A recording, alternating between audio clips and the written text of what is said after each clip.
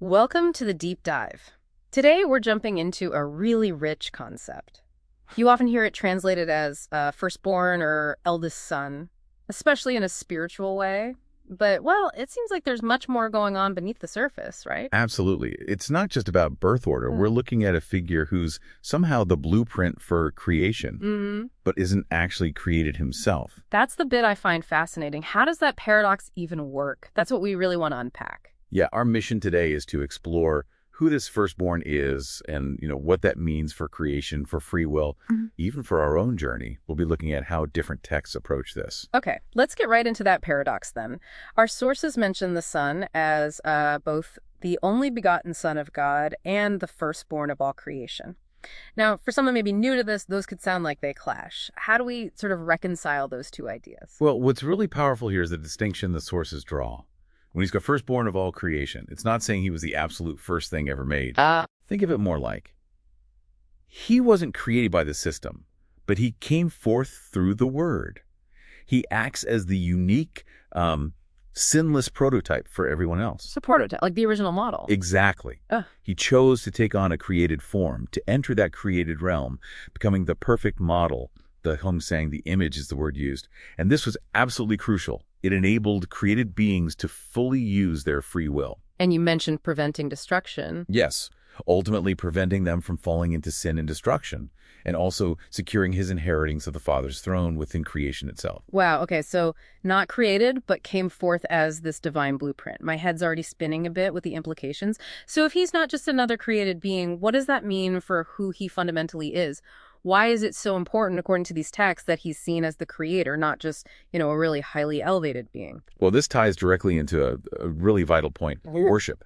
Our sources are incredibly clear on this. Worship is reserved only for the creator, period. The fact that the Son receives worship, even from angels, is presented as, undeniable proof that he's the creator. Think about the cross, for example. That's highlighted not just as a sacrifice, but as a creator's sacrificial love. It's a profound act, something beyond what one creature could do for others. John 1.14 touches on this, how this act allows created beings to truly know and respond to God's love. It's about completing their free will, freely choosing that love and avoiding that ultimate destruction. That's a very sharp line then. Worship is only for the creator. But just playing devil's advocate for a second, couldn't someone argue that a supremely powerful being, maybe like a chief angel, could receive incredible honor or veneration without actually being God? How do the texts handle that nuance? That's a fair question. But the texts really emphasize worship, not just high honor. And they focus on the origin, the kind of unique, self-giving love shown at the cross. It's presented as something intrinsic to the Creator, saving his creation. Not just a very good servant helping out. This act completes free will, you see. It ensures a love given back freely, which is sort of the foundation of the whole plan. Okay, that makes sense. Now, this is where things get really dramatic, it seems. This idea of the firstborn right, the Zhangzheguan, the authority of the eldest. It's not just theology, it's portrayed as a real battleground. The sources talk about Satan actively trying to stop this firstborn from arriving through history. Why? What was the big deal? Why so much opposition? That's a central question, isn't it? Why fight so hard against this? And we see these examples like Cain killing Abel or attempts to stop Sarah and Rebecca having children, messing with the lineage. And even how the firstborn right itself gets sort of split up through history. Split up? How so? Well, the physical rights, you could say, went different ways. Judah got the kingship line, Levi got the priesthood.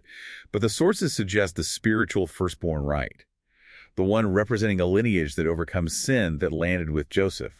Joseph, okay. Right. And Jesus then is shown as uniting all these fragmented rights, king, prophet, priest, but crucially not through standard physical descent like tracing back to David or Aaron. It's through the order of Melchizedek. Melchizedek, the priest king without a recorded genealogy. Exactly. It points to a divine appointment that kind of transcends earthly lineage. He becomes the ultimate spiritual firstborn. Romans 8.29 calls him the firstborn among many brothers. And Satan fought that lineage, trying to prevent the one who would finally fulfill it all. So after this huge cosmic battle and establishing this unique identity, what's the final payoff? What's the ultimate point or demonstration of this firstborn? Where does it all lead for us? Fundamentally, the firstborn proves the truth of the Father's word. Jesus, through his perfect life, and especially his resurrection, he's confirmed as the first fruit. That's a key term. Chet Yolman in some texts. First fruit, like the first part of the harvest, showing what's to come. Precisely, like in 1 Corinthians 15:20. He showed that the commandments can be kept perfectly by created beings. And crucially, that death, the result of sin, can be overcome. So he's the proof of concept. You could say that. Yeah. And we're called to follow that path, to become first fruits ourselves. You see that in Romans 8:23, Revelation 14:4-5. Living lives that actually demonstrate the truth of the word. And the sources even mention that this struggle isn't over. Satan continues to fight against these remaining descendants or first fruits who hold on to God's commands. The aim is still to thwart the plan. Wow. So we've gone from his unique identity, not quite created, but the blueprint, Yeah. to his role as creator through this ancient battle, Yeah. all the way to him being the ultimate proof, the prototype for us. It's definitely a deep and really interconnected story. It really is.